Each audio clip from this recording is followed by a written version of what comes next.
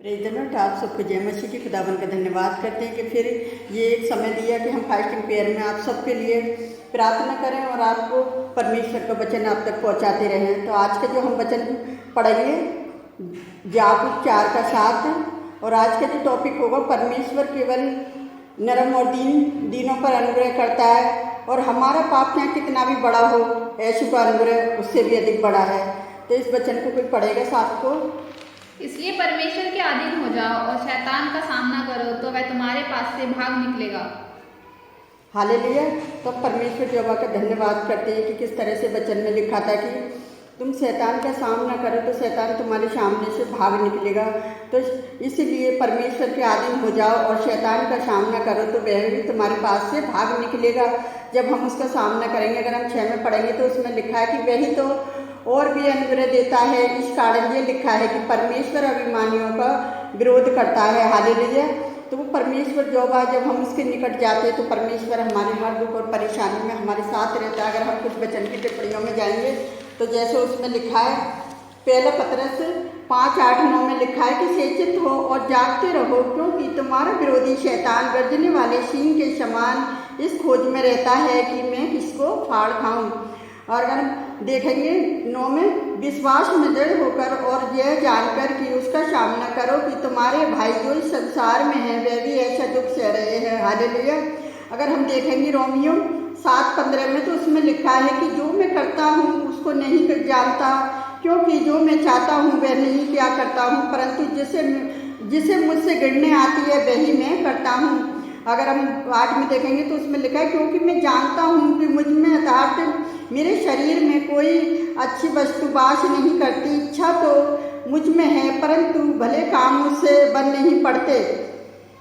और 19 में देखेंगे क्योंकि जिसे अच्छे काम की मैं इच्छा करता हूँ वही तो नहीं करता, परंतु जिस बुराई की इच्छा नहीं करता वही किया करता हूँ। हालेलुया।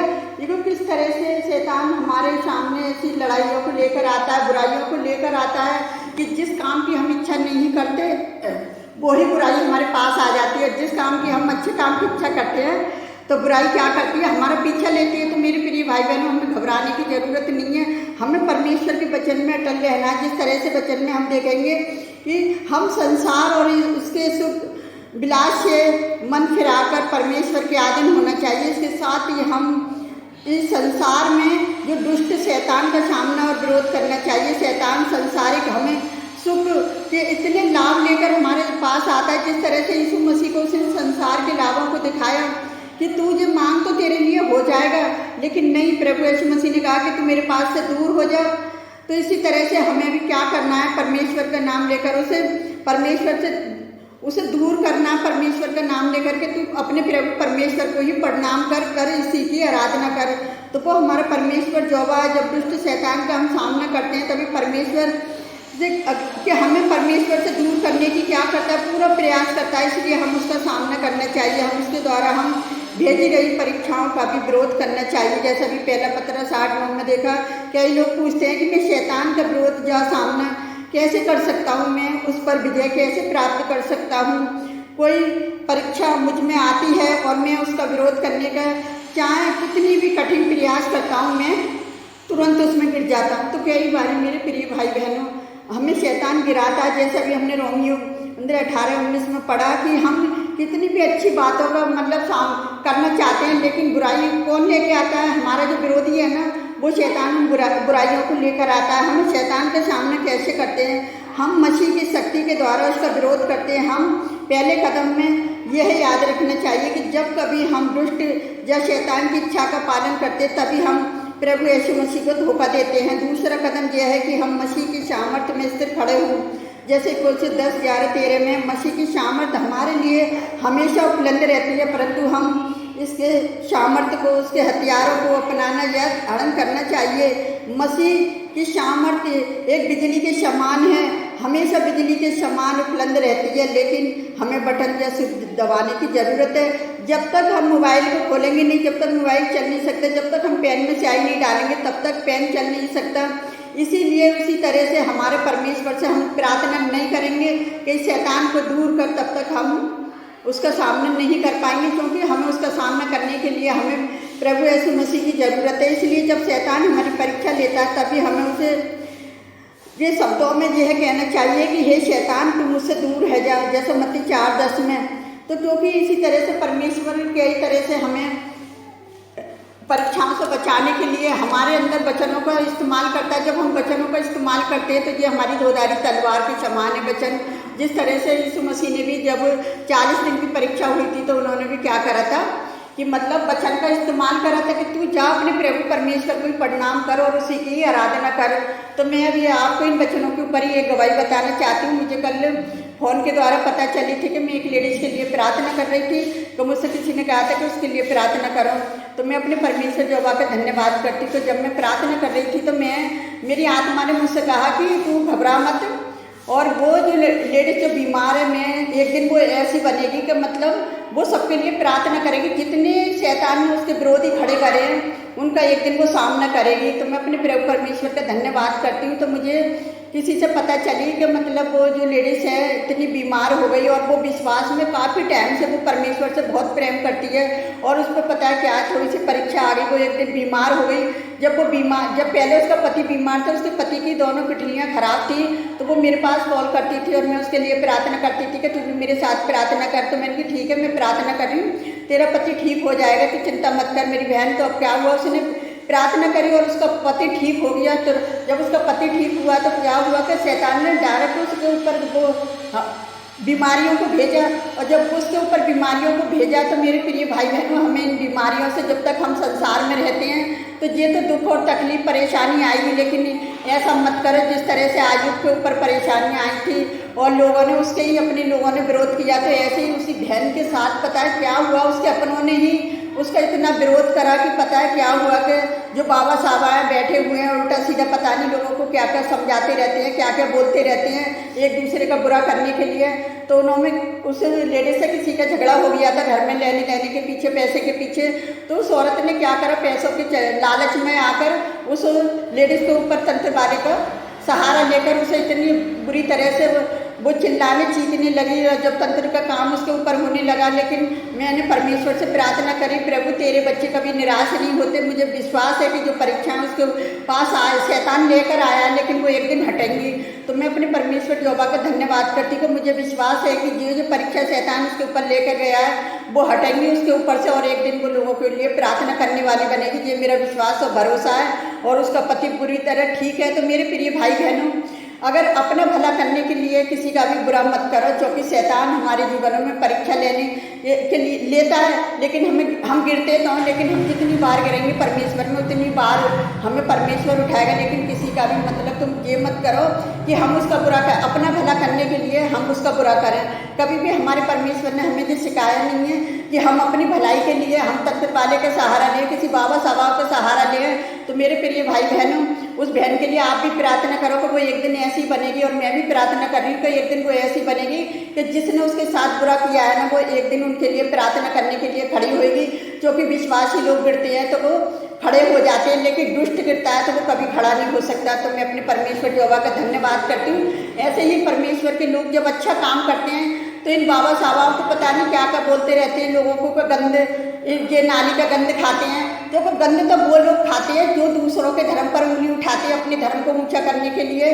तो ऐसा नहीं है, क्योंकि बाबा साहब से बड़ा तो परमेश्वर है, तंत्र वालों से बड़ा परमेश्वर है जो इस संसार में है, उससे भी बड़ा परमेश्वर है। हमारी समस्याओं से बड़ा परमेश्वर हमारे साथ है, और उससे भी बड़ा अनुग्रह जो हमें देता है परमेश्वर, वो हमारे लिए उसका अनुग्रह बड़ा है। तो उस बहन पर भी परमेश्वर का अनुग्रह हो और परमेश्वर उसे जल्दी स्वस्थ और चंगा करे और उन दुष्ट आत्माओं से छुटकारा दे, ये मेरा विश्वास है। मेरे प्रिय भाई बहनों, तो आप भी ऐसा ही एक दूसरे के लिए प्रार्थना करो, ताकि इस संसार में जितने भी लोग हैं वो हमारे सारे बहन भाई हैं। और लोग तो पता नहीं, हमारे हिंदू भाई भी ऐसे नहीं है जो एक दूसरे के विरोध में खड़े हो जाएं, लेकिन नहीं, ये जो लोग हैं अपने धर्म को बढ़ाने के चक्कर में दूसरे के धर्म की बेइज्जती करते हैं। तो लेकिन परमेश्वर आत्मा है, वो किसी को क्षमा करने वाला नहीं है। वो कब किससे कहाँ पलटा लेगा वो हमें नहीं पता, लेकिन हमें तो एक दूसरे के लिए प्रार्थना करनी है, क्योंकि यीशु मसीह ने अपने आप को बलिदान इसलिए दिया कि सारी मानव जाति के लोग बच जाए, चाहे वो हिंदू हो चाहे मुसलमान हो, कोई भी हो, सब उसके बेटे बेटी हैं, और वो सबके लिए चाहता है प्रार्थना करना। एक हम मसीह कौम के लिए प्रार्थना नहीं करते, हम सारी कौमों के लिए प्रार्थना करते हैं, क्योंकि इस संसार में जो है ना हम सारे बहन भाई हैं, क्योंकि हम हिंदुस्तान में रहते हैं, हिंदुस्तान हमारा देश है। देश विदेश में जितने भी लोग हैं हम सबके लिए प्रार्थना करते हैं, क्योंकि संसार को बनाने वाला सिर्फ जो वो परमेश्वर है।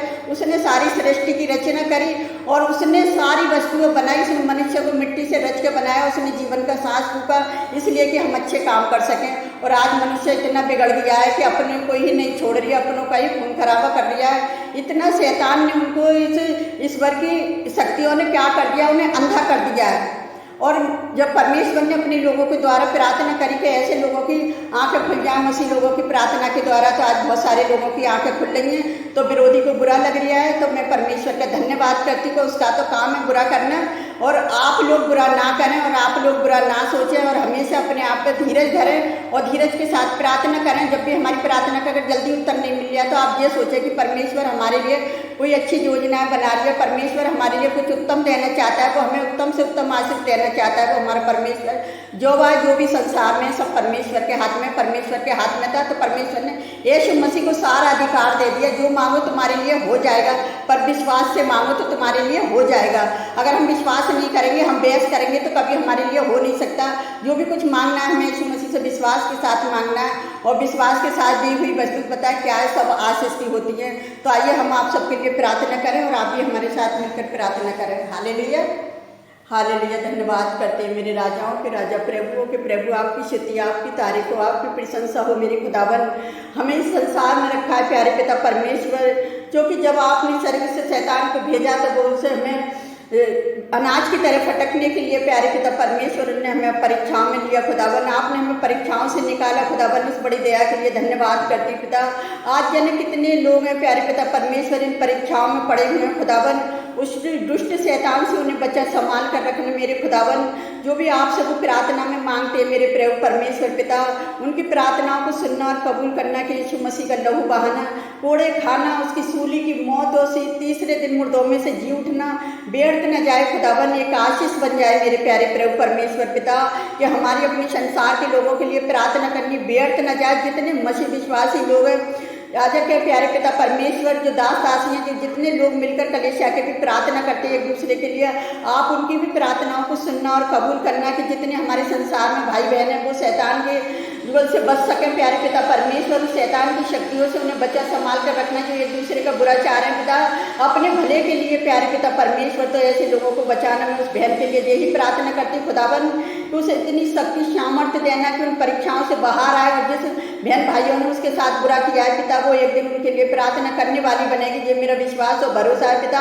आज जाने कितने मेरे बहन भाई हैं यहाँ पर संसार में पिता, जितने लोगों ने आपको ग्रहण किया है, उन्हें आपने अपनी संतान का अधिकार दिया है। तो पिता आप अपनी संतान की रक्षा करना प्यारे पिता परमेश्वर। जो परम प्रधान की छाया हुए स्थान में बैठा रहे, वो सब शक्तिमान की छाया में ठिकाना पाया है। तो पिता तेरे लोगों ने आपकी सड़क में ठिकाना पाया है। आप सबकी सहायता, सबकी मदद करना पिता, कि हमारी प्रार्थना करना मेरे खुदावन व्यर्थ न जाए मेरे सेनाओं के जो वो परमेश्वर। आप सबकी प्रार्थनाओं को सुनना, जितने लोग हमें लाइक कमेंट सब्सक्राइबर करते हैं पिता, आप उनकी भी समस्याओं को बदलना प्यारे पिता परमेश्वर, उनकी भी परिस्थितियों को बदलना मेरे खुदावन।